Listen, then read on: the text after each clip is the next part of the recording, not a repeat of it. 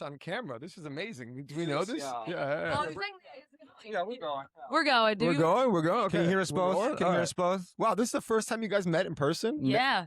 What's that like? Have you guys talked about this yet? Do the fans know that you guys haven't met in person yet? Yeah. Oh yeah. No, Oh yeah, yeah. They that were was anticipating it. So this is the first time. Yes. Yeah. First Wow. time. What are your Yeah. first impressions? What's happening? He is as tall as I thought he was going to be. Yeah. I had her fireman carry me out of the Warner How offices tall are earlier. you? How tall are you? Like 5'7", 5'8". That's a good height. Yeah, it's a good height. Yeah. And for our world too, for emo and stuff like Yeah. that, like that yeah, is. yeah. I was like, Gabe, you're like probably Yeah. not the average for an No. emo. I am obnoxiously tall. Yeah. Actually, almost obnoxiously tall. Rylan from Cobra Starship was obnoxiously tall. And the crazy thing is, even Victoria's tall in the band. So like me, Rylan, and Alex, and Victoria on heels were all above 6 feet. So compared to each other, we all look normal, right? Yeah. But then like when another band would come and feature, they would look like midgets. So like whenever Patrick would come and sing with us or something, Yeah. he's a good height, you know, Yeah. but next to us, it just looks stupid. Yeah. So yeah, I think we're the dumb ones. We're not right. Yeah, right, yeah. You guys are fine. Yeah, we fit and fit. Yeah, but no, it's been awesome. What other impressions did you guys have of each other? That's great. It's more so like just like surprised to see someone in person, you know, like Yeah, like your pen exactly. pal or I something think like his, that. voice a little bit deeper than I thought it was going to be. I don't Yeah. know. It's probably the microphones. Yeah, Like- but also like, I mean, we spent like 100 and 200 hours probably together already on the internet. yeah, So when you guys spend that time on the internet, is most of it live, or are you guys talking a lot offline? both. Both. Yeah. Yeah, we'll usually like we'll record, but we usually do like before and after. We do like a yap Yeah. session and things like that, and then like throughout the week. It's fun. Yeah. You did it before and after, just to, like kind of warm up and like vibe. Or just shooting the shit Shooting usually. the shit, just, pretty just catching up. Like, Yes. what the fuck have you been doing Yeah. kind of thing. Like, depending on the day, like if there's extra news or something like that, it's like, I need you to log in like 15 minutes early. We Yeah. got cool shit going on. How often are you guys doing it? You doing it every We day? record about twice a week. We record. Yeah, twice a week we record. Wow. Yeah. Unless we have some extra stuff going on. Yeah. That's so cool. Yeah. They stay busy. Yeah. Stay busy. Initially, we wanted to do a podcast, but that's just never going to happen. Yeah. A lot of fucking It's So much a lot work. of work. Yeah. Yeah. It'd be great if you could just show up and talk for a little bit, you Yeah. know? Oh, But it's yeah. like, you got to do the work behind the scenes, you know? Mhm. Yeah. Yeah, I really have a lot of respect for what you guys are doing. Oh, thank minimal you. Appreciate it. editing because of that. Yeah. I'm not trying Fuck to. editing. Yeah. Yeah, he's like, we're gonna be raw and natural and just see Yeah. where it takes us. Yeah. You know, you can find editors also. Yeah. So that. We can get It's some raw. unpaid interns at It's some punk point. rock, I'm you sure. know? Punk rock. It's punk rock. Like it's Yeah. you know, put it the on their audio's resume. fixed, but like Yeah. I'm not gonna edit out your likes or your ums. This is How do you have to California. fix audio when you have this gorgeous professional mic? Right? You don't Yeah. need to fix Never anything. It's know. ready to go. I got these Nice. from the newscaster outlet store. Actually, it's the only place they sell them. It's pretty good. Everyone's doing, you know, like these days they're doing the wireless yeah. mics. Yeah. You're like, Yes. fuck that. No. I got some. We're of those going too as analog. backup. Yeah, I was go like, analog. This looks sicker. I like this better. This I like is this cool. too. Yeah. Yeah. This looks like real legit. Yeah. Yeah. Yeah. I guess if you're like at a festival, maybe the wireless ones. When did you guys get the mics with The last like 3 days. Last Yes, last 3 days. These yeah. are just I can stickers. tell. Yeah. The stickers are brand. This one has a little air bubble in it. You can't really tell. It's hard to put stickers on the right way. Really line them up. Yeah. Yeah. But it's good. You can't see that back home. I can just see that. Yeah. Right. Yeah. Yeah. No, Now you won't be able to you see it. can. I'll hide the bubble. There we go. I'll just twist my wrist a little bit. So what'd you come to town for? This. You. Really? You. Yes, Huh. Gabe, for you. Wow. Yeah. Thank you. That's so special. Yeah, of course. Really? You're That's You, awesome. welcome. you suggested like we should do it here. Yeah. And I left, and then I immediately messaged Amanda. I was like, "Wait, actually, could you come out here? You know, could you figure that out?" And So then I didn't know you weren't from here. No. Mm-mm. Wow. I guess Yeah. I should have known that. I think maybe I did know that, but sometimes things just don't compute. with Yeah. memory. Well, it's Yeah. hard, yeah, because we are always on the internet. So if There's you a- think he yeah. lives here, it makes sense that you think that I Yeah. would live here too. Yeah. Wow. Thank you for coming out for this. Of course. Am I your first in person? You're Yes, first, Yes, yeah. first in person. Wow. First in person. Special I know, day. very I hope special this goes. day. I hope you don't forget me. Oh, I do just- not think. I've done a lot of After things to 20 people years, I don't early, think I can forget you. and then Gabe. they get big, No. and then forget. Don't Yeah. worry. You're, Forget yeah. about me.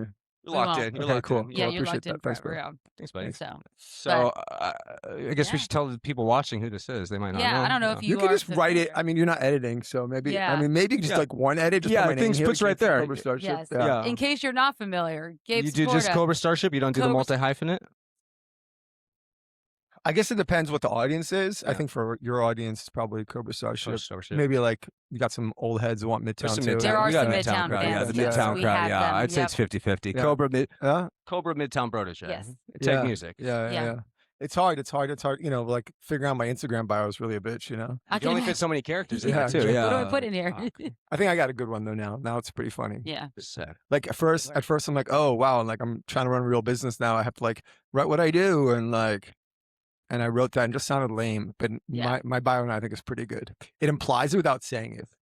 I think it's something like circle pits, club bangers, and clear skin. There we go. Yeah, there we go. That works. That pretty much. It encompasses everything you do. So Yeah. where did let's like go back to the early days of Gabe Saporta. Oh, we're going back. We're going back. Back, Yeah, right. yeah. Tell me about your mother type situation. Yeah, I'm talking about East Coast. You move from New York to New Jersey. Mm-hmm. Well, if you want to go back, first I was born in South America. Born in Yes, Uruguay, right? Yes. Wow. Look at you. Yes. And then you So go to Queens. And then we're in New Jersey. How did you fall into this scene in the first place? Obviously, New Jersey's popping the fuck off in the 2000s and late 90s, but yeah, I think like to you know, because to try to make sense of all that, I think that because you know when I was in Queens, I was like the immigrant kid who couldn't speak English. When I went to Jersey, I was like people called me like a Guido kid from Queens. You know, like. I had like a really big mullet and a gold chain and stuff, and they used to call me Party Patrol pants because I wore like Z Cavaricci's kind of like big MC Hammer gonna pants. Need that photo to pop. Very right there, early yeah. 90s, like you know. So I think that you know I was looking for something because I wasn't accepted. I wanted community, so I found the community of outcasts in music. So that's really when you know, and it's weird because I don't come from a musical family at all. My parents are both doctors. My mom's a dentist. My dad's a doctor. And when I say that to people, they think like, oh, like you're a rich kid who grew up. Like, no, like I was like, my dad was a doctor in a third world country, you know, like, and they came here and he had to go to medical school all over again. And then like, you know, he like worked in a blue collar neighborhood. Like he wasn't like a rich New York doctor. It's like the classic, like the doctor, but back in my own country, then you come here and you have to fucking start over again, basically. Exactly. So I mean, he was like just making ends meet when I was younger. He couldn't even practice medicine for years here. So he had to like, anyway, that's a whole nother story. But yeah, so I think that I'm so grateful for those struggles because now that I'm older and like I'm around people that are successful because they may have had like a leg, you know, their parents help them in some way, which isn't bad. You know, I want to help my kids. Like I'm not like check your privilege. I'm not saying that. I'm just saying like that's a lot of times, you know, success breeds more success, right? Yeah. So if you come from a family that's successful, it can be successful. But I see that those people just lack a little bit of self-awareness. So I think that I'm very grateful for the struggle I had when I was younger. I feel like when we first met, I mentioned something to you where it's like you and Pete Wentz were guys to me where it's like you're going to be successful no matter what. Like it's a certain kind of drive to it. And I've said before about like other bands in our world, like a lot of them don't have like rapper work ethic. It's kind of like just this upper middle class, like kind of just taking things for granted. You don't have this insane, like I need to succeed or I die mentality. Whereas I think, you probably got that from that. 100%, 100%. Yeah. I mean, you when you grow up and you see like what other kids have and you don't, and you're like, oh, like I want more than I have, you know? Yeah. And also on top of that, my parents were also like, besides us really not having money, any money we did have, they didn't spend. No. So like they're it, very frugal about stuff, you know? Yeah. So and I learned that. I just learned the importance of saving. I learned, you know, it's funny, like now I just had to do level that I think most people aren't. Oh, that's amazing. Which is either the stupidest thing I've ever done or the smartest thing I've ever done. I think it's smart. We're going to find out. No, I think it's smart. The only line between crazy and genius is success. Yes. Very true. Clip that. Yeah. It's true. Yeah. Yeah, it's very true. But so then you get to Jersey and you start finding your way into bands and stuff. Is Midtown your first band? Or there's a couple before then? Fucked around with No, toys? a couple before then. Like small high school bands. My first high school band ended up having we ended up being kind of like relatively big in Jersey. It was called Humble Beginnings. Very apropos name. But it was kind of like Humble Beginnings. We were very local. I think we may have like toured down the East Coast once, but yeah, I got kicked out of that band. And I didn't do anything, to be honest. I didn't do anything at all. I think that me and the singer he's a great guy. I don't have any issues with him now, so I'm not like speaking You were just on negatively. bass? What? You're playing bass? I was only playing bass. Okay. I was like the Pete Wentz of that band. Yeah. So I didn't sing. But you were the showman. Yeah. Exactly. More people knew me. So So, I don't think Gabe Saporta is a second banana kind of I would guy. say that- Yeah, it's a tough spot, even if you wanted to be. Yeah. thank you, but I didn't, you know, like I said, I don't come from a musical family, so I didn't know how to sing, you Yeah. know, so Yeah. I was like, I'm not gonna be a singer, I can't sing, you know, I have a terrible voice, I can barely play bass too. I remember the first time that I learned the concept of rhythm too. That was an interesting one. Sound real time. Alright. You're like, Well, we played punk rock, so we Yeah. just try to go as fast That as tempo. possible. yeah, So I was going, keeping up with I the was drummer. going the whole time, right? And like, and I remember this so vividly. We're in my car, and the singer of Bigwig, he's like, yeah, you know, I try to like match up what I'm playing and the bass player playing, you know, try to play the same thing. So does it sound messy? I'm like, so we're all in the same rhythm. And I'm like, oh, You're like, didn't rhythm. click. You're like, oh. I remember like the light going off in my head. I'm like, oh, I'm not just supposed to go as fast as possible. I actually supposed to like find a rhythm. Yeah. So like that just shows you like how my musical education just really came from zero. Yeah. Zero. It came from zero. So yeah. But then I figured it out, you know. How did you learn how to sing before Midtown then? There's like a big gap here. Yeah. Yeah. I loved music, and when I was in my car, it really is being in my car. When I got my license, and I would just, you know, go to the city for shows all the time and drive home in the car by myself at like, you know, 1 o'clock in the morning, just singing my heart out until I figured it out. And that's why emo is so good, because Yeah. it's like most of the emo singers were terrible, and you Yeah. could just go loud as possible. And then who was and your then teacher then? What was the records that you were Yeah, singing well- along to? I sang a lot to Promise Ring. I remember that Promise Ring, that yes. that era, just listening to Nonstop. Promise Ring nonstop. Yeah. Wait, so when did you decide that music was going to be a career for you? In like, was it in the early days? Did you think like, I'm going to keep pursuing this with bands no matter what? Like I'm assuming your parents were probably like, oh, is this a good idea or not? Or what? So that's, wanted I to mean, be a that's an interesting, doctor. great question. So I actually took a year off. So my parents got divorced my sophomore year of high school, Okay. and I was pretty fucked up from that. So I wasn't like ready to go to college right away. So, and I wanted to do music, so I took a year off. Okay. Oh, right, and that's when we did a tour with Humble Beginnings down the East Coast. And I'm just like, hey, I'm gonna just focus on this. So you're like for, like- 18 right now at this point. Yeah, not even. I was 17 still. Okay. And because I turned 18 in October of my year off, I think. Yeah. Yeah. And yeah, we just toured the summer before I turned 18. And you know, I really wanted to just like dedicate myself to it. And like at the beginning of that year, I got kicked out of that band. So I was like, oh fuck. Or maybe towards the end of the year. I'm just like, fuck it. I'm just going to college. I'm just going to focus on college. And what happened was that there were a couple other guys I was really close with Rob Hitt, the drummer of Midtown. Yeah. Because him and I were both like the annoying like business guys trying to make our bands work, you know, and like we were like booking the show. So like whenever like we would do shows, I'd call Rob, be like, hey Rob, what shows you got coming up? I'll put you on my show, you put me on your show, like that. He was in a band called the Royalties, which was like a ska punk band. The first time I met Rob Hitt, was a funny story. It was like 1995, and I was like, I was kind of like I was like a post grunge. Like I love Nirvana. I saw Nirvana play when I was a little kid.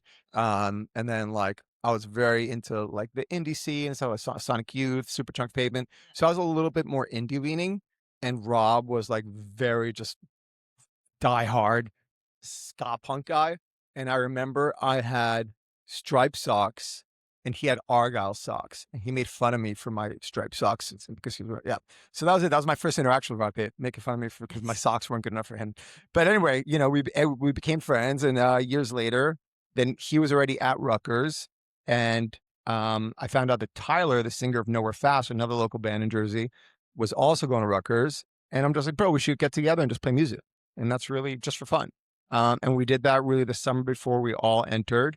And then we started working on it, and then we're just like, yes, let's do this for fun. We're in college. We got to be in college. Let's just do this.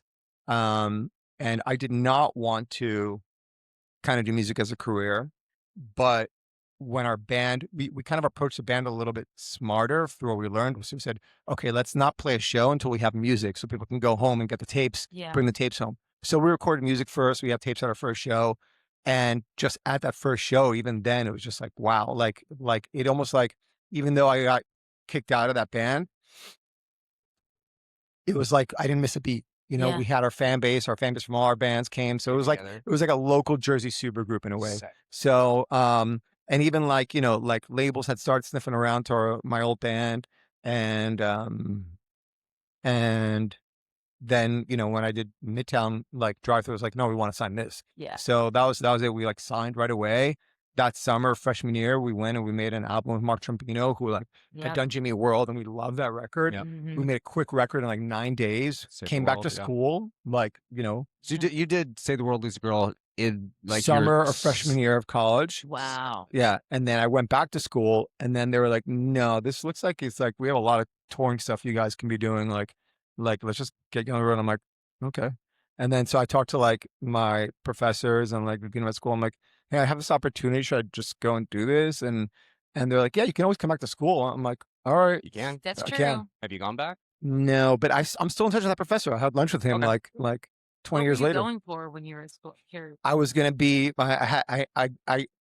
I was in a program I could make up my own major. Oh, okay, cool. And my major was philosophy of law.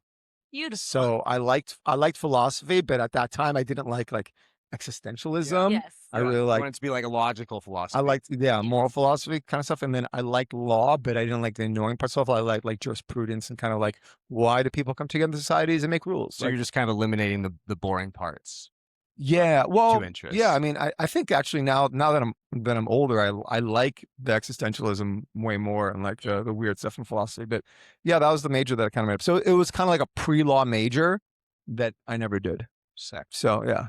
What? So I look at all the legal contracts here, Tag. Too. Yeah, I was gonna say, yeah, Okay, it's so one of the reasons. Yeah, we're running a business here and doing well. Right, you're not editing, right? So if I leave to get water, is it just going to be like you guys are just chilling here for a Yeah, second? you're good. I'm just going to get a water real quick. You're good. Yeah, you're good. How you doing, Amanda? I'm good. How are you, bro? This is cool. Yeah. This is pretty cool. What we should do? Well, I'm just gonna leave this in too. Okay. So fuck it. Why not? These people are already watching, right? You guys are already watching the show. Yeah. You're already watching the program. Yeah. And then I don't know. It's a nice time, right? It's nice. How's your microphone? You feel nice? It feels good. It feels professional. We sound good over there? Strange. Yeah. Wah wah wee I wah. know, right? So Looking great. There we go. so interesting. So That liquid death. what? Midtown do 3 records. I remember being a fan back then, and I think I told you, like, I got into Midtown late. It's like, yeah, Midtown would have broken up like right as I'm starting high school, and then Cobra starts the year I'm like finishing high school. I was under the impression back then, like maybe this was like online thing, like how did Midtown, was Midtown like a turbulent ending? Was under the impression there was a while where we weren't as stoked on Midtown. Fans weren't stoked on Midtown, Like or that you weren't or something like that. yeah, it didn't, because it's like we start off, it's very weird, and this is my first like entry into the music business, and you start off, you're just doing it for fun with your friends, and you're like the hot new thing, and then other bands come and they're the hot new thing, and then you're just like, oh, like people don't care about me anymore, Yeah. and like when you're not prepared for that, that can really fuck you up. Okay. And I think that what happens when you're young is like, when you're 17, 18 making music, you're playing for your friends, so that's cool. It's like you're looking out of the crowd and like everyone's your friend. Tell the homies, yeah. Right. Especially when you're in high school, like it's easier to get people to a show. So you're playing, it's easy mode. You got a full room. Feels very natural, right? Yeah. But then all of a sudden you're like 22. It's like 4 years later. It's not such a big difference. No. But It's you not so look cool out you're in a and you're band. like, who are all these fucking like high school kids at my shows? And then all your friends that you grew up with all went to college and they're all listening to like experimental indie and jazz, So then like, you're like, whoa, what's going on? Like, am I like some loser that's Right, like yeah, am I stuck, the like kid? doesn't Yeah. want to grow up? And the answer to that is yes, and then you just got to embrace that. Yeah. So I think that was hard. I think the turning point. So what happened to Midtown is we signed to Drive Through. We did our first album on Drive Through. We got like a lot of underground love. Newfound Glory was also signed to Drive Through. They were blowing up. So like that whole world kind of got big. Drive Through did a deal with their label. Yeah. With that MCA. There you go. At a major label, they started getting stuff on radio, on MTV and stuff. We had some MTV looks, and we made the second record that was good, but it was we got we got backlash from the scene for the record back then. Like, is it too poppy? Too too pop rock? slick. Too slick. I was gonna say it's a great sounding record. That was like, it sounds too slick, you know, because the songs were very similar in writing style to the first album, but it definitely go from sounding like a pop punkish like local band to being like, you now sounded you have the production behind I was it. like, people don't say that anymore, but slick was like a word, like that's like a bad word. Yeah. If your record sounds slick, it's not good. You didn't want it to sound like it was going right to radio back then, which is wild. Now people don't care about that stuff, but this is also the time you have to understand, like the first Midtown record was made on reel to reel. That was made in 1998, right? I think. Actual tape, yeah. By the time the second record came, I think they were already using Pro Tools by then, you know? So like, those vocals are damn near unedited. There's no modern stuff, like you're not using like a Melodyne or an auto-tune. No, definitely no Melodyne. Melodyne didn't exist yet. But there was some editing, but not like, you would have to do the take a lot of times. Yeah, we did takes a lot of times. You learned how to fucking sing, So, what was I talking about? Midtown wraps up. By second, Oh, right. So that second album comes, and then another thing happens too. Is that's when MP3 start happening. So the music business starts like taking a huge nosedive because people like from like one day to the next stop buying albums. Yeah. They're downloading everything, right? So, and I don't think at this point then iTunes hadn't started doing like charging for. So there's like this middle no man's land. Yeah, it was the Wild West, and the record business was tanking, and all these companies consolidated and got smaller, and so MCA basically got dissolved, and MCA was its own standalone historic label, and then got absorbed in Interscope. So Interscope, MCA, Geffen. I think they called it the IGA group for a while or whatever, something like that. Interscope, Geffen. I can't remember what it was. Oh, that's A&M. I don't even know what happened to MCA. Maybe MCA just didn't exist. But anyway, so we were basically on Drive Thru, which is like a sub label of this major label. And when there's this consolidation stuff, like people don't care about developing bands. They're trying to sell as many Beyonce records as they can, right? So we actually, our record kind of got shelved a little bit on the major. They didn't really work it. I remember the day our album came out, we were playing in Chicago, and after our set, I went across town. I think we played at the Fireside, and then at the Metro, there was this band that I loved at the time called The Faint. They were playing, and I went to go see them because we're like, oh, I'm playing the same night. So I went to the show, and I fucking see our A&R guy from MCA at the show, and I'm like, Gary, what's up, bro? What are you doing here? You know, our album came out today. Like he's in the fucking city where we're playing. Doesn't give a fuck about us, you know. And I'm like, okay, cool. So that's kind of how it went. And like the record didn't hit, and like when it doesn't hit, people become cold on it. We, you know, then like we also just weren't in the right place. And then we went and we like, and we're just like, fuck it. Like I was like, you know, let's just, I was like, you know, 22, living in my parents' basement. And we started just getting together and making this record that we wanted to make. Also, our taste kind of changed. So then we made a record that was like, kind of like, I don't want to say 180, but it was definitely like a little more serious, more of a left turn than our first record. Like we were on this trajectory to be like this pop punk, pretty boy band.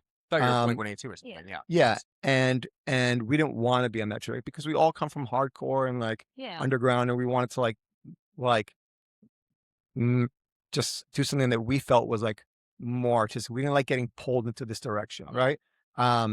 And so we were fighting that. I think that just, you know, I think that's the fight that a lot of artists go through, is that like on one hand, you want to be successful. On the other hand, you want to be an artist. Yeah. And like art and commerce don't always intersect neatly, right? And it's a very hard line to walk as an artist. If you consider yourself an artist, I think that like probably kids today have less qualms about that than my generation. But that's something that we definitely struggled with and kind of fucked us up in a way. And then we made this record that like rock people loved it, but the scene wasn't really like a rock scene. Like I remember like some like you know, reputable publicists and booking agents were like, wow, what a great record. And they took us on. But then when they saw us and the world we came from, they're like, oh, this is like kid music. Oh, so this is the third record here. Yeah, the third record by then. And then so like we kind of were just like, we didn't really fit in anywhere, you know? And then at the same time, we saw a bunch of artists come after us. And I think this happens to a lot of bands too, that like, you know, you're kind of help pave, right? Because it's like, when we started, this kind of like emo sound was new. Like we took it from Lifetime. Saves the Day took it from Lifetime. You're going right? on second wave emo bands. And stuff, Yes, yeah. Well, third wave, it depends. Yeah. Well, maybe second wave, Third depends wave how you look at starting, it. Yeah. But like, but then, um, you know, you're kind of helping shape that direction and build those roads. Yeah. You know, pave that road, and then other bands come. They're like, oh, cool, thanks for the road. See ya. You know. And I think that happens to a lot of artists, and it fucks up a lot of artists. It like really does like a number on your head. Well, it's hard not to start like keeping up with the Joneses and quantifying things and stuff like that. Like, oh, so and so just got that tour they were opening for us 6 months ago. What the fuck? Right. And then so then we were able then also like our relationship with Drive Through soured, which again now we're cool. It's like but at the time we just weren't talking to them, so we wanted to get off that deal. We ended up getting off that deal. I think you told my friend Jason Tate something about that. That was rather traumatizing. But yeah, like we basically were just like, we're not gonna do anything. Either you let us out or we just don't exist. We'll go back to school. So it was kind of like a stalemate for a year, and then we finally got off the deal. And then we signed. We met Butch Walker. We signed, you know, with Columbia at the time. We thought we were gonna like take a big swing. Yeah. You know, we really got. You know, by now we're in our second major label deal, and I'm 23. I've had 2 major label deals at the time, and we go to take a big swing. Everyone's super excited. You know, when they sign something, they're excited. Like, oh, you got a hit record. I think they spent something like $200,000 making the video. Wow. This is like still when people like spend money, right? Yeah. I think Mark Webb directed the video, who's like a huge video director. I was gonna say, before Spider-Man. I was gonna say, yeah, he does actual films now, right? Yeah, he does amazing Spider-Man films for the most famous. Maybe it's a different Mark, but he was. He's like, wait, no, it might be the Spider-Man guy. I think it was. He was. I think he was in music. Yeah, because remember, Amazing Spider-Man. We were talking about late 2010 by that point. Okay, yeah. So this is 2002. Yeah, so he would have been. Yeah. So yeah, it was like a 3-day shoot with like all film, like 3 camera shoot. You know. Anyway, so it was great, but we took a big swing, and literally at that time, Columbia then got absorbed into Epic. Right. So another merger happened. Yeah. So it's funny because then, you know, my manager who I met at the same time, he goes, you know, Gabe, a lot of artists like to say that they got screwed over, which is why their careers didn't exist, but they're just like making excuses. But you really got screwed over. Yeah. So, okay. So yeah. So then I think I was 24 then when Midtown stopped. Oh, so what happened with Midtown basically? So like all these things happening kind of, I think, can make you very cynical, and you become jaded at a very young age. So we had all like started the road to becoming jaded, and being jaded is like a drug, because you get energy from being jaded, and it's like an addiction, you know. And then all of a sudden you end up that like miserable guy at the bar talking about how all these new kids suck, right? So what happened is Fall Out Boy had just gotten signed by our same management company, and those guys, like Pete and I are the same age, but the rest of the guys in the band are like 4 years younger, right? Which doesn't sound like much now, but 4 years is a generation. 20s, it's a generation of music, right? That's like that's a whole high school. Like if it's more than 4 years, you don't see those kids in your school ever. You never come across them, right? So you know, they were basically at the place that I was 4 years earlier, right? When I had just started, right? So, and we ended up going on tour with them. I remember this tour. It was the second to last tour Midtown did. It was Academy Is, Gym Class, and Midtown opening up for Fall Out Boy. And this is when Fall Out Boy, they were still playing like VFWs and skate parks. But those things were like packed to the brim, you know, like kids not being able to get in. So you felt like there was something happening here, special, but it hadn't broken yet. And then I remember just hanging with those guys, and I'm just like, and they were just like so pure and innocent. And like, you know, I'm like, a senior in the scene at 24 years old, like, you know, having been there, I'm just like, oh, wow, like these guys are still like connected to why they got into music in the first place. They're not even thinking about the bullshit that I'm thinking about in my head. Like, I don't have to think about this stupid shit. Like, I can just have fun. Like, let me just reconnect to why music was fun in the first place and not worry about that. So that's what I took from that tour, which was really like, it was great for me. And I think that basically like there was like a little bit of a schism in Midtown on that tour of like, you know, 2 of us kind of were like down and having fun on that tour.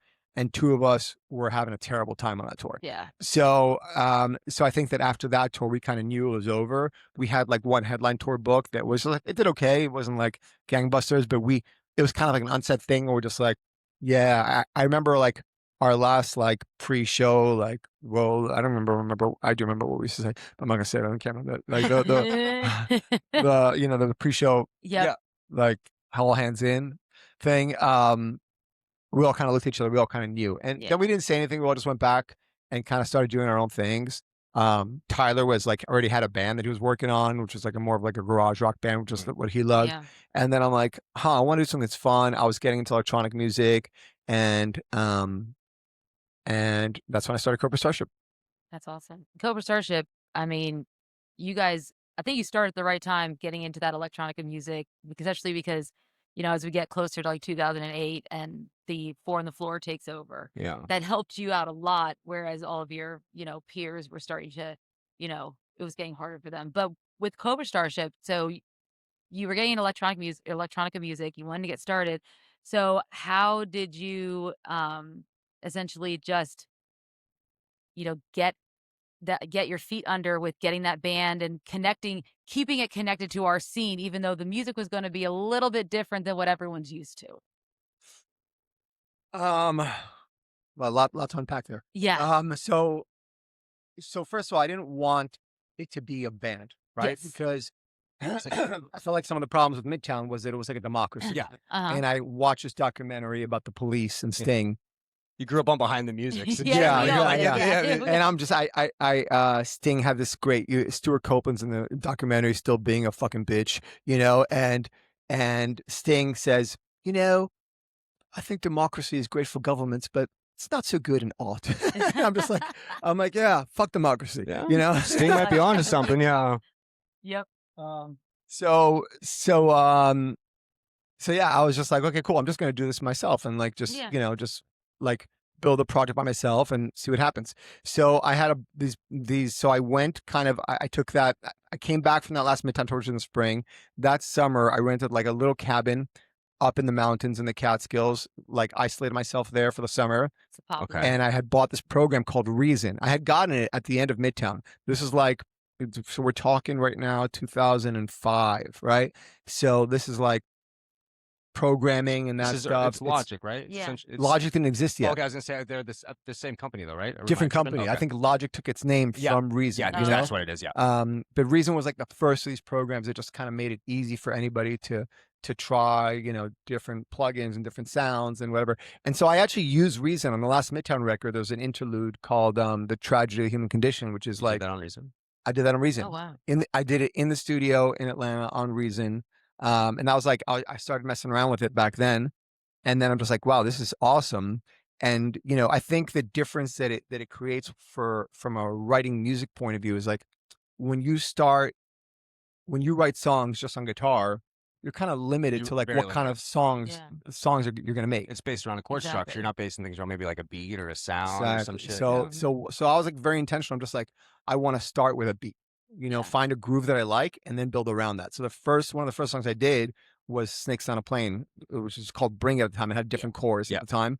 And I literally I think I just took it from a Casio beat and then I added the bass, So little by little, it's just a different approach to songwriting, just made the music feel different, had a different groove, and we weren't like electronic like EDM, but we're more like electronic. I remember the record that I bought. I was in Europe on tour and I bought the first Phoenix album and we were on tour with Recover at the time. And me and Dan were just on the bus, like just nonstop listening to that record, So I was just like, okay, cool. I want to like be influenced by this. I love like LCD Sound System working at the time, like that kind of stuff, that like dance rock thing, not like a straight electronic thing. So we like, and that was what was happening in New York at the time. And we were like a part of that world and going out and like, so I took those elements and, dance rock, but made it kind of like dance emo, right? Yeah. And I think that probably Cobra was one of the first bands to do that. I think you guys kind of shifted the sound of our world for a few years. Yeah, you did. Definitely did. Well, I have my influences too. But yeah. So that was a thing, and so I think my principles were like from a songwriting music standpoint, starting with a beat And then just from an approach standpoint, that Fall Out Boy tour just really impacted me. And I'm just like, I'm going to not pay attention to the nonsense. And I'm just going to have fun doing music and not care about it. And I had a third thing that happened at the time too, when Midtown was just kind of like flailing and kind of not working.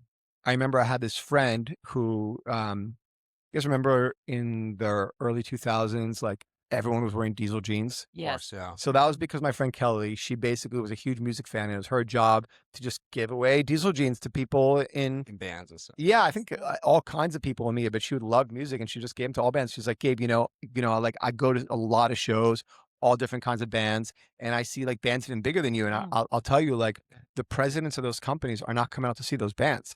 Like that, I look at your show and I see like the head of the whole company is here to see you guys. They're probably doing that because they believe that you could probably be bigger. They see something in you. And if you can just get out of your own way, you could probably be pretty big. And I was like, oh, so you're trying to say I'm in my own way. And I 100% was. Interesting. So yeah, it just goes to show you how much of this old game is just like a mental game. Yeah. It is. It's really just getting your mindset into the right place, like really understanding. And I just took a lot of time to think. Thinking, I think, is really important. That's why I really oscillate between being a complete extrovert and being a complete introvert, because I need to just like go into my own head and just like not see anybody and just think. And that's how I make sense of things. Beautiful. It's interesting because I imagine when like Cobra started, like it felt like the Wayne Gretzky. It's like you don't skate to where the puck is; you skate to where it's going to be. It felt like you almost anticipated where the genre and our scene was going, or shifted it yourself. And I always imagine that was kind of like a calculated thing on your part. It wasn't. It sounds like it's total fucking like you're. It wasn't calculated. I just happen to be like, I've always been like a digger. Like I want to like ever since I was little, I would go like into the basement of Tower Records and just dig through 7 inches and just buy stuff because I bought that Phoenix record because I liked the album art. Yeah, literally. That's right. You used to judge albums by the cover almost. Yeah. So, and like, you're trying to like tap into something. See, like I get excited about something that is new and people don't know about, right? Whatever it is, right? I like to like just find out what's going on. So it happened naturally. And my manager said something else to me at that time too. He goes, Gabe, one thing I liked about you is that you've always kind of been early on stuff. Yeah. But the problem is that you get bored of it and then you want to go to the next early thing. Yeah. If you just like stick with something for 5 years, I think it'll work. And that's what happened with Cobras. Like we started and no one else was doing it and everyone talked shit about us.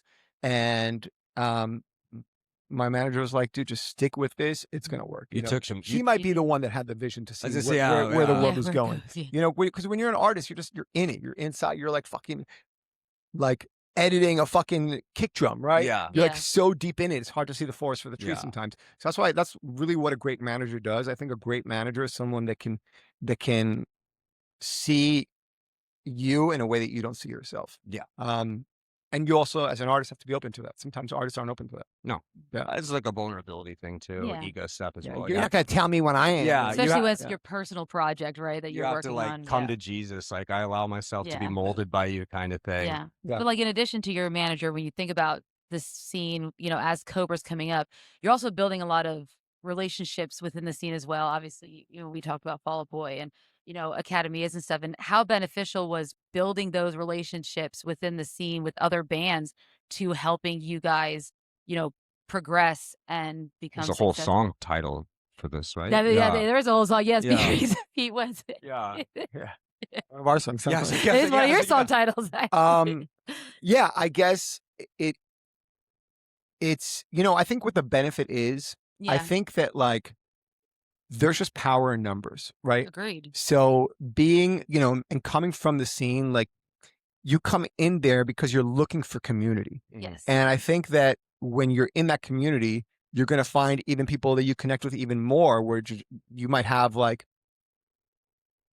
and it's not something that you talk about. It's not something like, you're like, dude, we're going to be famous. We're going to do this. You can just tell like, hey, like I'm taking this seriously. Like I love this, but I'm also want to take it seriously. So those people kind of gravitate towards each other. Yeah. So like, I think me and Pete always had that strong connection. Yeah. And I think that we also come from like similar worlds and had a similar perspective on things where it's like, again, it's weird. You kind of are coming from a really like anti-establishment place, but then you also want to infiltrate the establishment. Yeah. Right. Mm-hmm. yeah, when you're like that, you kind of feel like a loner in a lot of ways because most people either like choose a side and you're just like, no, I want to exist in both worlds. Yeah. And I think that Pete and I became friends because of that. But it was, and I think the amazing thing, and this is like, I really got to give credit to Pete and Fall Out Boy and John for this, is like a lot of artists get famous and they're cool getting famous and being like, this is my spotlight, get out of here. Don't share. But they were so good about bringing other bands with them, And I don't think they did that like intentionally. I just think it was natural to them because it's like they come from a world where they were around a lot of bands and they wanted to continue roots being are in this world, even as they become arena rock band at heart, like they're still hardcore kids. And I think that that's probably one of the biggest differences you see with artists. And this is, I think today you find that much less, which is kind of sad, Yeah.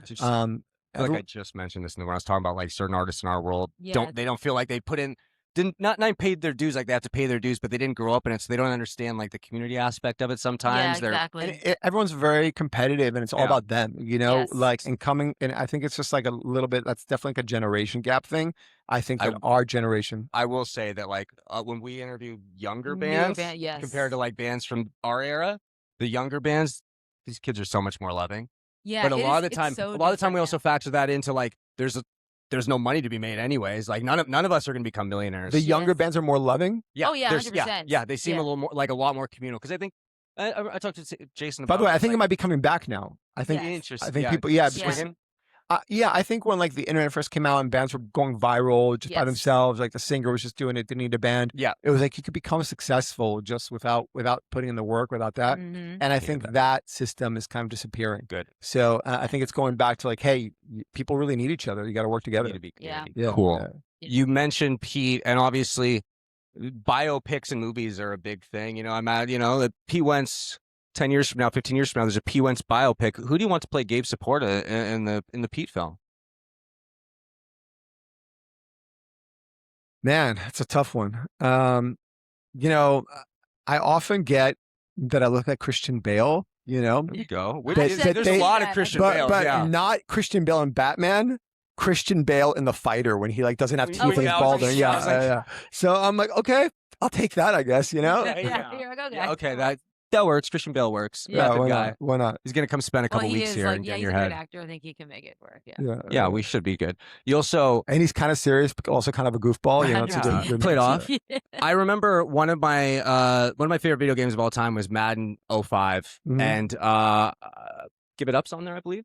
Yes, possibly. I believe so. And there was a good chunk of songs on there that played repeatedly. But one thing I always hear people wonder about outside the industry, how was video game money? Like, were these great checks for bands? No, terrible. No money. No money. No money. And again, I think the world is changing in that now because sync has become such a big thing. Yeah. But we would do that just for the exposure. Okay. Yeah. You're like, I mean, there's very, very little money. Especially at our level. And even to stay, I'm still so like blown away by how many people like, I heard about you guys through this video game or the Spider-Man 2 soundtrack, which is crazy. Yeah. It's like, I remember like people even back then, there was these VHS tapes called 4-in-1 skate videos. I don't know if you saw this, but we were like in one of those. That was that was our big thing. That was we were like a skate VHS in our tape, world. If you're in a skate video or something like that, it's a big deal. Sick. That's true. Yeah, Spider-Man 2 is how I discovered that soundtrack. Interesting. Okay. Do you think people are discovering bands that way still to this day? I think it's tough. I think you can discover stuff, but I don't think you're going to make the same attachment to it. Like, for example, I go buy Sticks and Stones as a kid, and in the second, they're connected in the case, the jewel case. There's that drive-through sampler, and there's 5 songs on there, and it's like it's homegrown in the starting line in Midtown or something like that. I only have so many CDs. I don't have a phone where I can access every song that's ever made. I only have in my bedroom. I have 500 songs here on 50, 100 discs or whatever. It's like, you'll invest yourself in each one. There's a physical, tangible piece of media there. Playlists exist now, and I think people are finding stuff on playlists, but they're not like latching onto the artist the same way. Whereas if you had to go out and you like a compilation CD, you buy it and you find something, and then you want to dive into it more. I think there was just more value on it. I think, physical. I think that they're finding it in different mediums. Obviously, TikTok, people aren't making soundtracks. Yeah, people aren't making soundtracks a lot anymore. So with bringing artists, very few movies are doing that. TV shows, they will, but not Stranger Things. Yeah, Stranger That's a Things, big one. exactly, with the like running up the hill and stuff. But then you said TikTok. That's where they're like once it goes viral on TikTok, that's their new medium. That's their. I mean, that is the new medium as All the far as time, yeah. consuming something, and that's how they're finding it. That's how bands of our generation are starting to blow. We're blowing back up. Yeah, Their I songs guess. I start mean, going yeah, viral. which I used to like. Soundtracks were fun; they were special. But yeah, I think a lot of it's just Yeah, the internet now in different ways. But I don't know if it's as valuable. Yeah. yeah. I think it's just like there's so much of it that like I actually just I found out about this band the other day. I was able to find it. Where's my phone? There's this. Do you guys know there's like this punk rock UFC fighter? I don't know how Maybe? I just heard about him, so I was just looking at him, Okay. and he posts these videos and he posts music that he likes. Yeah. And one of the songs was like I just heard it. I was like, wow, what is this song? I look up the band. They have like 200 listeners on Spotify. Like nothing. I'm Yeah. just like, how do you even know about and that's this the thing shit? too is like without these institutions, like you don't really know how big shit is. You'll hear You it, you're like, never that's know. cool, and you'll look. Yeah, I have no idea how Yeah. to. I can't remember his name. This is the problem. I don't remember his name. I don't remember the name of the band. Yeah, you just You know, once. Right? Yeah, you Right. typed it in maybe once, but you've typed in 10 Yes. things since then. You're And, fucked. Yeah. the squirrel brain with social Yeah. media takes over. And It's you not don't the same thing as remember. having a tangible piece of something. No, that it's you, not. Yeah. Let And me also, see if it's not my, really let me see if it's curated my too. Spotify Like, search. you never history. know when things go viral. It's not Yeah. curated like a soundtrack is. So you We just got kind something of guess. embarrassing. Oh, No. it's this. I know. The band is called. Yeah, the band is called Enough, and the song is called Mush. Have you heard of them? Sick, dude. It's like Emo Kids Anonymous band. It does sound like.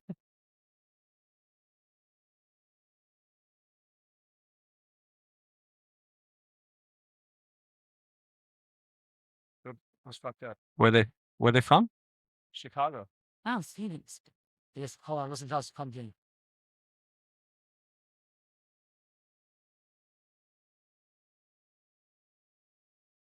Sick. Sick, right? I Sick. like this. Yeah. Like, Mesh. Mesh? What's the band called? Mush. Mush. Mush. Mush. We're booking Mush. Mush. Yeah, we're bringing Mush Yeah, on. we'll bring them on. I have no idea who they are, bro. Like, Well, shout out Mush. You got the attention of Gabe Saporta. That's crazy. World ain't fair. so that's what I'm saying. Like, you just don't know. But I did have that feeling when I heard him. Just like, wow, this is sick. What is this? You know? Yeah. And then you have, there's no basis for anything. Like, and Had to And go no back to it if context. you You don't go, you're like looking at their Spotify, like trying to find something out about them. It's not the same thing when you No. buy like a record Yeah. and then Yeah. like, you could take You them know. in, and plus, like, things a little more tangible. Like, okay, oh, there's a tour coming through. You're following them. Like, oh, these are the big bands. I've seen them on TV. I've seen these ones mentioned in the mag. Like, there's kind of levels and tiers to things naturally. there's this great line from in Jimmy World song. I can't remember the name of the song. I think it's about the take the airwaves back in, but the name of the song. But he goes, "What comes easy never stays." Mhm. Yeah. And because it's so easy to find stuff Yeah, now, it doesn't Yes. stick. it doesn't stick, Doesn't stick bro. in your brain, yeah. And even though I love that song, I had forgotten about it. I forgot I forgot Yeah. the name of the UFC fighter. Luckily it was in my search history. I would never It's remember. too much stuff I talked about before, where it's like in the 2000s or before that, a funny movie would happen, and that one movie would give you and your friends jokes for like 18 months or Yeah. something. And I've seen more funny memes this morning than I'll ever, and I don't remember any of them. Saying Like too there's much. so We're just being inundated by Right. information. Yeah. I think that's a good transition. It sounds like the music industry starts getting a little fucked up. How do we end up in the world of Brotege? What's going Yeah. on here?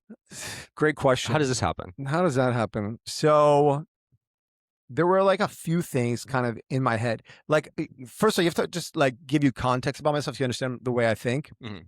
I've owned Brotege.com for 15 years. Wow. More, maybe. What did you buy it for in the first place? I just love the name and I thought it would You're like, be eventually something. it'll be something. I'm gonna do something. It's like when you have band name. It's businessman thing where it's like, oh, this could be a cool band name one day. Yeah. So yeah, so I just owned it. I'm like, it's great. I'll do something with it one day.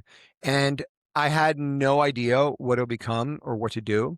But like just to give you like an idea into my crazy brain, I just get a lot of ideas and I have like a lot of little pilot lights on, or like a little, what's that expression? Little couple irons in the furnace. Yeah, irons in the fire. Yeah, irons in the fire. irons in the fire. There you go. Irons in the fire, yeah.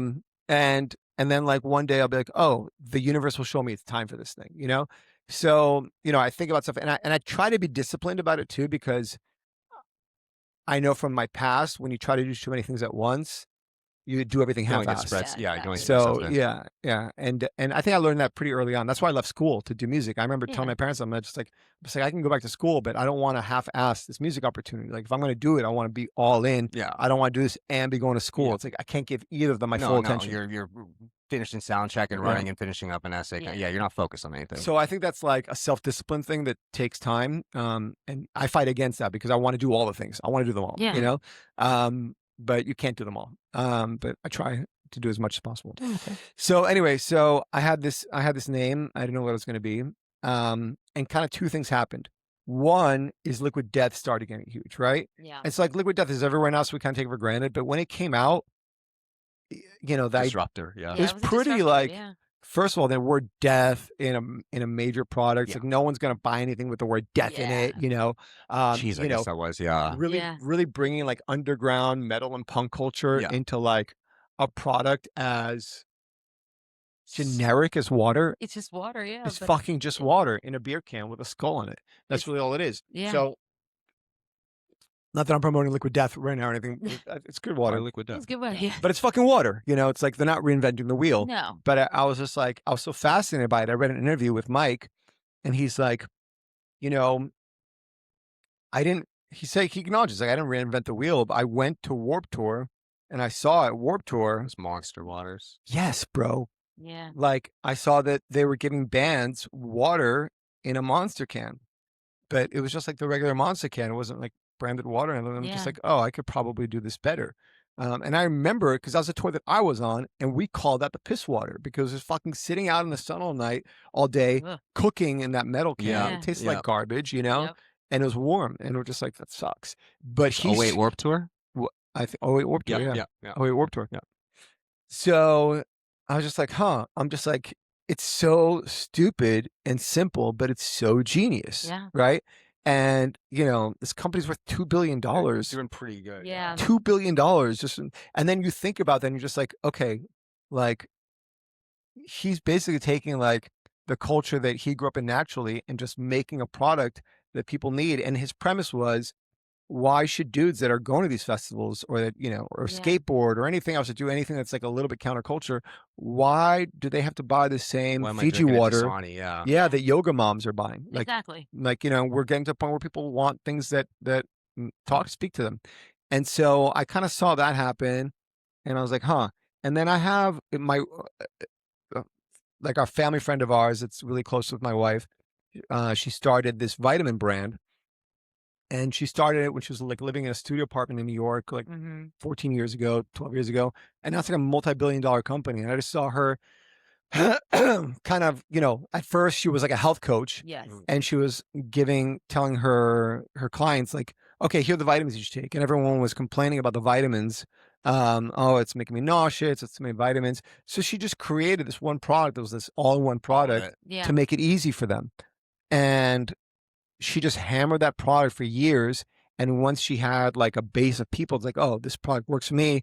Then she started making more products and more stuff. And now it's like this huge company. She's got 300 SKUs. It's massive. So I was just like, okay, let me take a page from each of those playbooks. I'm like, and do something, because I was like, what could I do? What could I offer that people need, that people want, and have it be like true to who I am and the world that I come from, and use my skills like in you know, for music into it. Basically, how can I take what I've done before and put it into a more universal product too, you know? There's only so many people that need a Cobra Starship. Yeah. As much as, you know, the biggest artist, there's only so many people that need it, but like a water. And I mean, you could tour forever, but I also just I didn't want to go on tour anymore. Sorry, guys. You know, you have family now? I have a family. I have 3 kids. I want to be there when they grow up. I don't want to be like, oh, my dad's on tour, you know? Yeah. It's like, they may not be mad at you, but then like the impact of your influence is not really felt. Yeah, and you're missing out, and they're missing out too. And those are formative years. Yeah. It wasn't worth it to me. And that's just like a personal choice. And, you know, not everyone has that, but yeah, to be honest, I didn't even see myself in my 30s doing music when I first started. Like music, when you start music, you're young, You're just like, Yeah. dude, this is awesome thing I'm going to do. Like, I don't know if a lot of people have a vision for themselves being in their 50s and going on tour, and like, no one really wants to be the Rolling Stones, right? No. Yeah. So maybe some people want to do that, but I don't fucking want to be Mick Jagger, you know? Yeah. It's No, embarrassing. No, you don't want to be good girl gone batting as a 50, geriatric. Yeah, bro, I don't want to be in the club macking into 20-year-old girls at 40. Yeah, you know? yeah, I'm you're good. like, I'm good. Yeah, I'm over good. it. And I know a lot of dudes that are still doing that. Yeah, So, stop that. by the way, more power to them. In Yeah, some it is what ways, it is, in yeah. some ways, I live vicariously through them now. You know, but like, Yeah, right. You're like, you're just like, I'm an adult. the grass is always greener on the other side. No, I don't know. It's just like, man, Yeah. you're just like, wow, I wish I'd go back to the club and just be out all night. Yeah. But right. fuck, I got to change a diaper at 6 a.m. Yeah. Yeah, we did. Yeah. Start Yeah. changing things up. So why skincare then? Like, I mean, what made you decide that was the product that you wanted to put that passion into? I think that, you know, I had people always commented about my skin from being Yeah. early on, and people would always ask me like, what's your skin routine? Mm-hmm. And I'm just like, dude, I don't have a fucking skin routine. I just like use moisturizer every day. Like, Yeah. that's just like the most important thing. And like, how many guys are just like, moisturizer? It's like, yeah, you just gotta just like use it every day. And just having something like that would be simple and people would actually use was like the biggest impediment. I think that Yes. you know, I think that, and then it's weird because when you talk about skin, first of all, there's like nothing as cringe as skincare, maybe water, you know, it's like it's like, why are you going to talk about it? You know, Yeah. it's like, but at the same time, I also felt like the way that music was going to become this digital thing, it's so fast, it's so easy, there's so much of it. At the end of the day, something that you can hold and touch and actually use every day, there's something different about that. So, you know, I just felt like that was a space where there are like food companies, there's a lot of cool different products there, but I didn't feel like there was anything kind of doing this in skincare at all. So I felt like the lane was wide open. Yeah, because I mean, when I think about like male skincare, there's like the high end stuff that looks for like the fancy corporate men, and that's all like crew and stuff. But like something that speaks to just the average man like Rob. Just I don't think there's much of it. I think guys like me and Rob. I mean, before this, I don't even know if you used anything. Never used anything in my life. There you I know go. my husband never used moisturizer before. Yeah. Well, there you go. So what I would do is I bought something at CVS, like a Neutrogena product, Exactly. but just like I didn't feel connected to it. I was just like, I got to do something because I don't want to. I want to preserve the skin that I have. Yes. And you I don't want to become obsessed about it, but just having that the same way you just like take a shower. Oh yeah, you just 100%, do that. yeah. But like a lot of people don't have the mentality. They're just like completely skip it, and then you start looking older. And I think that I just noticed that. I think also just being a little bit older in the scene. Those 4 years, you see the difference, and like I saw the difference. Even like kids that I went to high school with were just like fucking looking old, bro. Yeah. And I'm just like, geez, like. You got to take care of yourself. You only get one face, right? Yep, you only get only one one body, face. you get one face. One Yeah, life. yeah. There's only so much plastic surgery one could do. Right. Well, thank you for we love Brotege, and thank you. I love how much you love Brotege. Yeah, thank you for all your help. I'm happy to get to fucking be a tagger on in the Brotege train, you know. And I also just felt like this is a place where I could apply the same thing that I did to apply with Cobra Starship. I could apply it here, which is like, what's the idea of Cobra Starship? The idea is like, we're going to come in and be really sarcastic and have a sense of humor and not take ourselves too seriously. But the music is going to be great. Yeah. And you're going to love the music. We're going to win you over. Same thing with this. It's just like, we're coming into an industry that takes itself way too seriously. And we just want to be funny and poke fun at ourselves, poke fun at the industry, but then also deliver a great product that's really going to help people. Like, I genuinely want to help people with Brotege. I'm with you. Yeah. No, it's great. Like I use it in my shit. Yeah. I'll be looking good. Yeah. No, I believe it. Yeah. But it's, just getting guys and people like on, I've just being healthy overall is important. Yeah. It's like, and people don't want to It's not our first instinct, especially as a guy. Yeah. It's toxic masculinity. Like, first of all, when you're young, you're like, I'm going to live forever. And then when you start realizing you're dying, you're like, I don't fucking give a shit. I'm going to die, Yeah. So it's got to be an in between. There has to be like a nice in between. So, and we're just trying to put that in between without having it be too cringe or too extreme. So we're doing a Brotege giveaway here. Oh, hell yeah. We're going to pick some winners. Are they going to get one of our fancy PR boxes? I guess, yeah, we should. Yeah. By the way, I'm gonna need to steal 2 blouses from your shelf up. over there because I promised these people some You just blouses. called it a blouse, bro. I didn't ask. So there's gonna be 2 winners. The first one we're gonna draw the names, but also there's these. Oh, we're gonna do it right now? Well, yeah, we're gonna do it right here, yeah. right here, Oh, right love here. it. So Let's there's go. in the box will be some names. I'm gonna let you randomly pick one, but I wanted also to give a winner. The winner, as you all know, for those of you who didn't fucking enter, they get three tubes of Brotege, an Emo Kids Anonymous shirt, and a Brotege blouse as well. So they're getting taken Wait, care of. why is it Emo Kids Anonymous shirt, but Brotege? Well, I was trying to sound I professional don't there by using shirt, but the alliteration, Brotege blouse, I couldn't miss my chance to DB you right there. Yes. So one winner is going to be chosen at random here, and one winner, I told people to leave weird comments, and the ones that we thought were the weirdest would win. So we got 5 here. I want you to pick the winner. 5 of the weirdest? These are the 5 weirdest comments. I'm just going to read them to you. Wait. So it's not just picking out of a hat. No, I had to these choose are- my weirdest comments. The one you enjoy the most. The Okay. one of these that makes you the Yes. happiest. All right. Let's go. Fuck, this is the first one. I saw someone euthanized behind the Denny's in Troy, New York, while Careless Whisper by George Michael played softly in the background. So good. That was written while this woman had too much coffee and Prozac on an empty stomach. So that's the first one. Wait, what's the prompt? Just be weird? I just said, It- I literally that just said, one looks like they were trying to make it like a long ass emo. I don't- I title. just- I 'Cause just they had said- the parentheses. I just in said it. put the weirdest shit you can. I just say something weird, and then me and Amanda and Yeah. Gabe will pick. That's unbelievable. Okay. I need these blouses so I can stop getting kicked out of shows and gas stations for being topless. And the silky Brotege skin would be neat too. Good. That's good. That's good. Okay, so this one might be hearsay. Rob just told me he was going to bring breath mints to one of our shows so we can kiss. Brotege is the name of a podcast for failed tech bros gone eugenics product secret promo Francis Galton style. Whoa. Oh, that's interesting. Oh, by the way, The Simpsons, what you were saying about like just touching on what's happening with cultural Yes. stuff. Yeah. They just did this whole thing about a fake skincare company called Bro something. I can't remember. No, what it is. No way. I swear, bro. Hold See, on. you're ahead of the curve over here. I think I have it. And it's like they use like snail mucus in it. It's Ugh. really fucking funny. Hold on one second. Let me find it. I think I sent it to somebody. Who did I send it to? Karina. Is she here? No, I do not see her in her chair. Yes, here it is. Wow. What is it called? Welcome to Entrepreneurs, the podcast that finally celebrates companies run by and for men. Today, we look at the rocketing success of the men's skincare brand, Escar Bro. Please welcome the founder and CEO, Gary Chalmers. Yeah, I know, right? And you know, I've been a Patreon supporter of yours ever since $5 a month became nothing to me. So, Gary, you used to be in the public sector, no? Boom, I lost decades. However, I have nothing but gratitude for that broken path because it brought me to a dank tunnel of snail secretions. No. Gratitude is huge. So grateful for it. Gratitude's my oxygen. Oh, Thanksgiving is my favorite holiday. Well, Thanksgiving's my Christmas. We don't even celebrate Christmas. Just 2 Thanksgivings. Well, anyway, that nuclear snail. Anyway, but we're gonna put the whole thing on here since you're not gonna edit. I don't want to make it too hard for you. No. But yeah. No, it's funny. I think there's like a couple of different kind of bros. There's a few.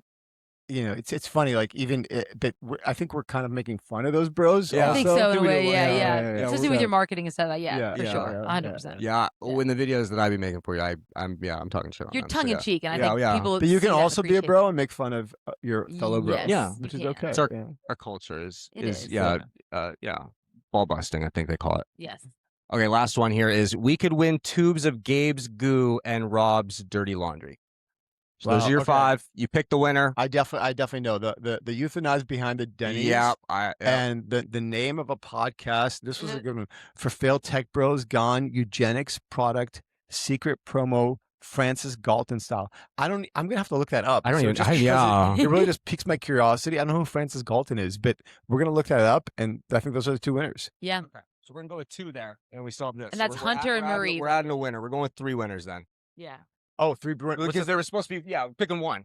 Unless you want to pick 2. Wait, what? Explain it to me. Okay, so I thought I had to pick 2 from we're here. picking 1 from here, and then you're gonna randomly draw 1 from here. Okay. That's not what we were gonna do initially? That is what we're gonna That do. is We're what gonna we're pick gonna do. 1 here. We're Yeah, gonna do that, 1. Yeah, we'll pick 1. To pick between these 2, which one would you pick? Oh, between those 2. which Yeah. one I So pick? 1 question or 1 weird comment. 1. Got it. random. Okay, so I'm gonna pick. So the eu- shy people get a chance to win. too. I'm gonna pick the euthanized behind the Denny's. All right, That congratulations, one made me Marie. laugh. The other one made me Yeah. think. Yeah. But this is why that's the power of humor, you know. Yeah, you gotta laugh. Shout out Hunter, Marie, and then Okay. Just pull one random name Oh, who are you What gonna do I pick? feel? Who What you do gonna I feel? pick? I feel like I'm picking a tarot card over here. Yeah, Okay. it Oh, could this really one's tell your sticking out at me. fortune. This one's sticking out at me. What's the name? Kat Jacobs. How about that? Hey, Kat! Oh, she is a regular fan of ours. So Yeah, that's very that's exciting. great. That's Yes, amazing. Congratulations, Go Kat. Kat. Yeah. So sick. Congratulations, Kat. Yeah. Also, I like you spell it with a K. We have a cat that works with us too. Yeah. It's awesome. Yeah. Wow. There we go. So, Kat, Marie, you win. Yes. Wow. Congratulations. That will It's very be, exciting yeah. for you. I like these boxes. Thank you. Those are Thank neat you, bro. boxes, yeah. Thank you. Thank you for joining us. Yeah, we really Amanda, Thank do you have for any more coming out questions? here. Yeah, no, I Thanks mean, for flying all the way over here to do your no live problem. podcast. Yeah, no Yeah, problem at all. it's Yeah. exciting. Yeah. No, I'm excited. I'm What else glad you guys got planned now? Ooh, now I think decompress. I don't know. Yeah, she flew in last night, so we've done all this. And How now long are you staying for? Oh, I'm leave tomorrow morning. She's so here about Oh, 9, really? 10 more Just in hours. and out? Yeah, just in and out. Yeah, Wow, you have kids? I do too. How yeah. old? 10 and 4. Two Okay. girls. Yeah. Not so So- different from me. You have Yeah, what? You have, two. for what ages? 7 and 4. Yeah. Yeah. They're My all 10-year-old kinda, has an archery tournament Saturday, so. Archery? Yeah, archery, yeah.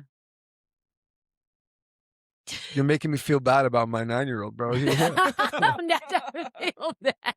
Archery, jeez, Yeah. bro. I was surprised they He offered can it. barely hold his pencil. Right.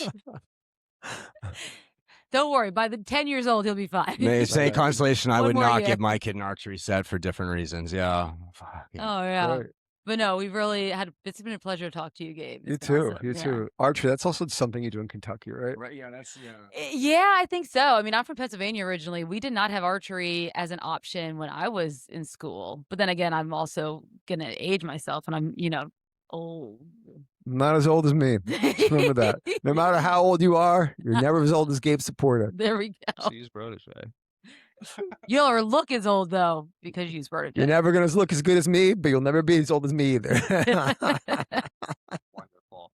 I actually had one last question. Yeah. I'm under the impression you took Mac Miller on tour with Cobra? No, we didn't take Mac Miller on tour. His first feature was on a Cobra song. That's what it. Yes. Yeah. So you worked. Yeah, that's what 2010. That's not. It's the second or third record on Cobra, right? It was the fourth record. It was Oh, the shit. last Is it- Cobra yeah, record. yeah. Nightshade. Okay. Okay, yeah. Nightshades. And yeah, I just loved Mac Miller. I was a fan of his early on. I think his first song that I heard was like Knock Knock or something. Not like the Knock song. Yeah. I can't remember that. Yeah, But great. yeah, we just watched him. He was like completely independent. He had never done a feature. It was just like a rostrum. Yeah, he's a Pittsburgh kid at that time. Yeah, Yeah. he blew up after that, but not because of that, but he blew up. Yeah. Yeah. I was gonna say because that's right. That timing was that 2012, 2013 or Yeah. so. Yeah, because I think he has his first major label right then. I remember like going back and like looking at like the Cobra discography and seeing that. I don't think I realized at the time. Like, Matt. Yeah, But at that time, yeah, he's like he didn't have the MTV show yet. He was just like kind of a mixtape rapper. He was cool in the hip hop community. He was like, oh, Wiz and Mac, these cool guys from Pittsburgh. But like, and then at some point, like in the next 5 years, obviously, rest in peace, Mac Miller. But like, he becomes one of the most legitimate, respected artists. That's Did crazy. Did you kind of see that on there, or was this just kind of like I wanted to feature? And you're Just like, what I cool. like, I just Yeah. really go with what I like, and it just kind of works. It's weird. It's I think the feature that I love the most that people don't even know about is on our first album we had the cover girls on the first Cobra record. People don't even know that people don't even know who the cover girls are. But like, if you're a kid that grew up in the '80s like me, and you went to the roller skate rink, all you heard was the cover girls nonstop. Yeah. So Wow, Pretty cool. yeah. cool. Well, thank you for joining us. Yeah, you know? Thank you appreciate it. guys. This is Yeah. awesome. Really appreciate it. Yeah. Appreciate Hell it. yeah. Thanks, man. My dude. Thank you. No, Yeah, we'll say. say. Well, just shake, Yeah. pound, whatever. Boom. Thanks, guys. What? By the way, what is that on the back of that phone? Is that a banana? It's a That's great it. I don't question. know. It's a type of flower. I've just my been looking at it the whole daughter- time. That's your phone case? Wow, I love that for you. This show is a part of the Never a Phase Network, a collective of creators dedicated to keeping the spirit of the scene alive. Our network of creators make social media content, they share music news and reviews, and of course bring you great podcast content. For more information, please visit neveraphasenetwork.com and follow Never a Phase Network on Instagram, TikTok, and YouTube.